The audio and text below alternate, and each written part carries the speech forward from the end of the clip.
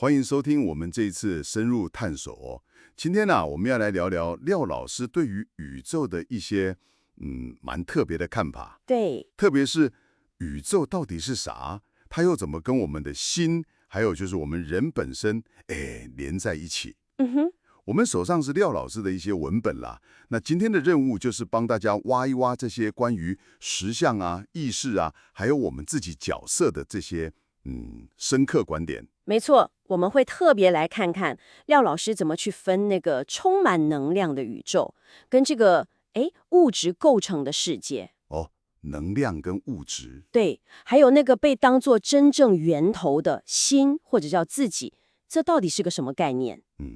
然后也会聊到，从这些文本来看，我们人类在整个宇宙发展里面，可能扮演一个很关键的转捩点角色。哦，转捩点。好，那我们就从这个区分开始好了。廖老师说，宇宙是纯能量，是空，然后世界是物质，是实与有。对，这听起来，好像完全不同层次哎。那这两个怎么连起来的啊？这里就有趣了，关键字是意识。意识。对，资料里面讲，我们体验到的这个实相，其实比较像是一个意识宇宙。意识宇宙。你可以想象，一层一层的意识叠加起来，像透明片一样，每一层频率不同。啊哈。然后这些意识最终都来自一个更根本的源头，文本里叫真心，是我们的意识把那个能量的宇宙显化成我们现在感觉到的这个物质世界。哦，原来如此。所以意识是那个桥梁就对了。没错。但是，接下来文本又讲到，还有比意识更深的东西，叫做心或自己。这听起来又更根本了。它跟刚才说的真心或意识又有什么不一样？这里就更引人入胜了。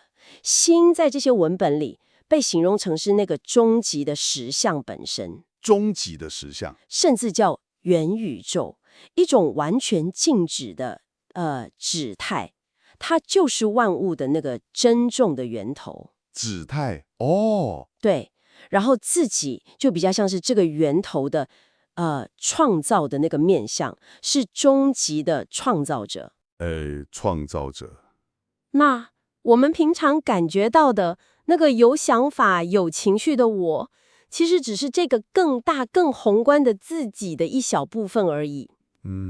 想象一下，自己如果是大海，那我们的意识跟体验就像海上的浪，浪花看起来好像是独立的，对不对？对。但它的本质其实从来没有离开过大海。哇，这个大海跟海浪的比喻蛮好懂的。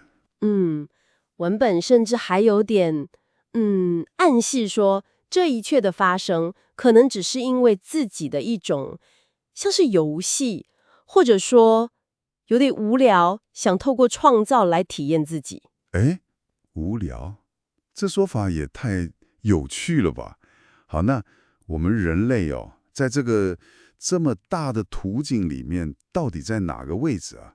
文本说我们是演化方向的末端，这听起来好像不太妙哎。如果单纯从能量转化成物质这个方向来看，人类的确是在一个比较稠密、比较具象化的阶段。对，可以说是这个方向走到一个极致或末端了。但更有意思的是，文本强调我们同时也是反过来那个过程的转捩点。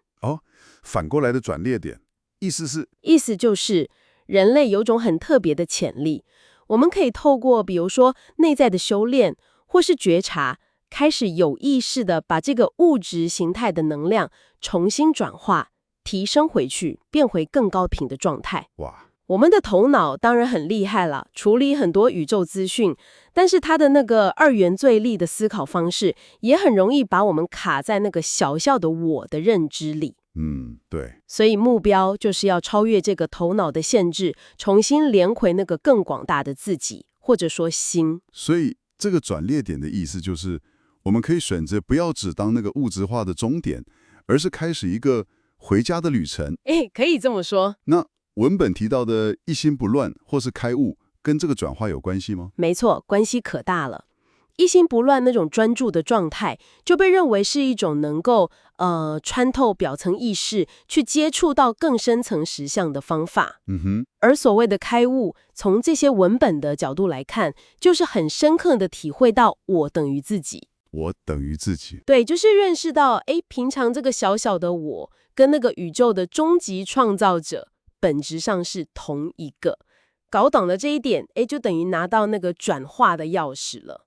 哇，这对正在听的听众来说，可能很深刻，甚至有点悬哦。那廖老师的文本有没有讲，我们在平常生活里要怎么实际去感受、去连接这个更大的实相啊？有没有什么方法？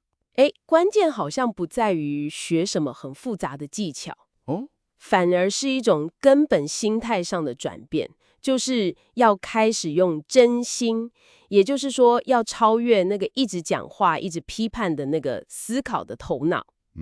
那个喋喋不休的脑袋。对，直接去感受、去体验。这意思就是对当下发生的所有事，不管你觉得是好是坏，采取一种全然的臣服跟接纳。臣服接纳。这不是说消极放弃哦，而是去理解你生活中经历的这一切，可能都算是那个终极的自己安排好的体验剧本的一部分。你能完全接受它的时候，那个接受本身就是一种很深的连结了。臣服于一切啊，这对很多人来说，尤其碰到困难的时候，可能不太容易接受吧。对啊，廖老师的文本有再多说一点，在实际做的时候，怎么处理这种抗拒的感觉吗？文本比较强调的是看事情的角度转换，与其去抗拒，不如试着去观察那个抗拒本身。观察抗拒。对，把它也当作是体验的一部分来看。同时，调整内在状态，据说也有帮助。比方说，透过某些特定的声音练习，像是持续发那个长音圣号。长音圣号。据说啦，这种声音的震动有机会帮助我们的内在频率跟地球本身某种基础频率，像那个舒曼共振，大概7.83赫兹左右，产生和谐。哦，舒曼共振。对，然后就可能比较容易感觉到跟那个更大的宇宙能量场连上线。但说到底，核心还是那个内在的接纳，还有看事情角度的转换啦。好的，我们今天呢，算是深入的看了一下廖老师关于宇宙、心，还有我们人在其中这个独特位置的观点。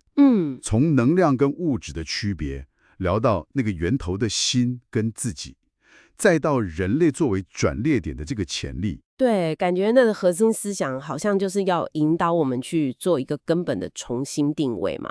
重新定位。对啊，就是从认同那个小小的、有限的、一直思考的我，转而去体认那个做一切存在基础的无限的、有创造力的那个自己或者是心。从我转向自己或心。好，那最后留给大家一个可以回去玩味一下的问题啊。如果就像这些文本暗示的，您的那个自己，他既是写您灵魂剧本的作者，也是在看这出戏的终极观众。那么当这位观众有一天突然意识到，自己不只在看戏，同时也是台上那个正在经历喜怒哀乐的演员的时候，这出戏接下来又会怎么演下去呢？